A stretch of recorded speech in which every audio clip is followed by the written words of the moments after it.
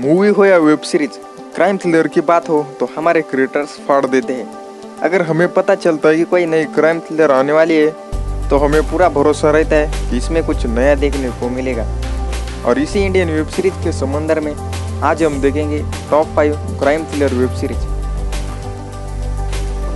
50 बार बोल रहे हैं पढ़ने लिखने वाले छात्रों को राजनीति से दूर रहना चाहिए हैं? अबे पढ़ाई लिखाई में ध्यान लगाओ, IAS बनो और देश को संभालो। लेकिन नंबर 5, दिल्ली क्राइम।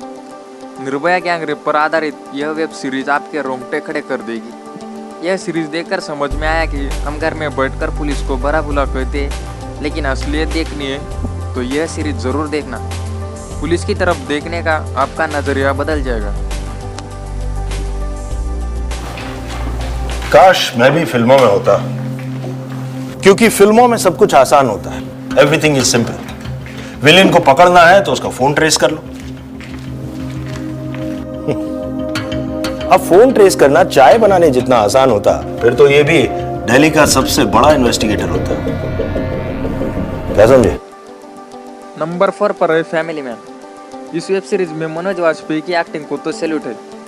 इस वेब सीरीज में बहुत ही सेंसिटिव मुद्दे दिखाए गए हैं, जैसे कि हमारे देश की घटिया पॉलिटिक्स, कैसे हिंदू मुसलमानों को भड़काया जाता है, कैसे कॉलेज स्टूडेंट को यूज करके उनका वोट बटोरा जाता है।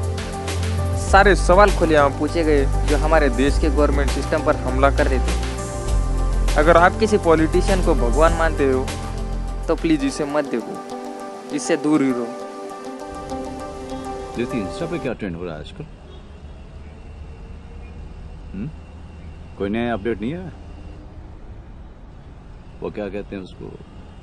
मी पापा, नॉट मी। क्या कर रहे हो? हाँ ठीक है, मी।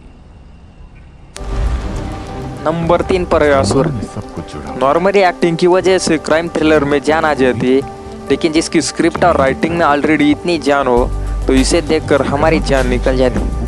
सीरियसली यार, इसे कंटेंट बोलते।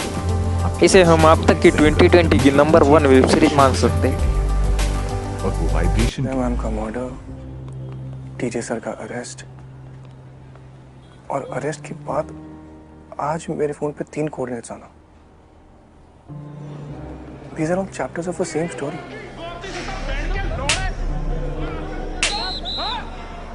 It is all connected.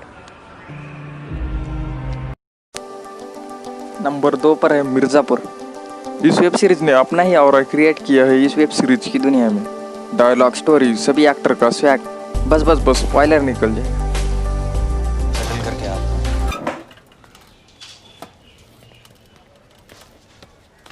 क्या बे छोटू? हाँ, पैसा लोगे हमसे? जानते हो हम कौन है? जानने में क्या रखा है? आप जानते हैं हम कौन है? फिर और वैसे भी 50 रुपए देने में आपकी इतनी फट रही है तो पक्का आप कोई झंडू ही होंगे। साले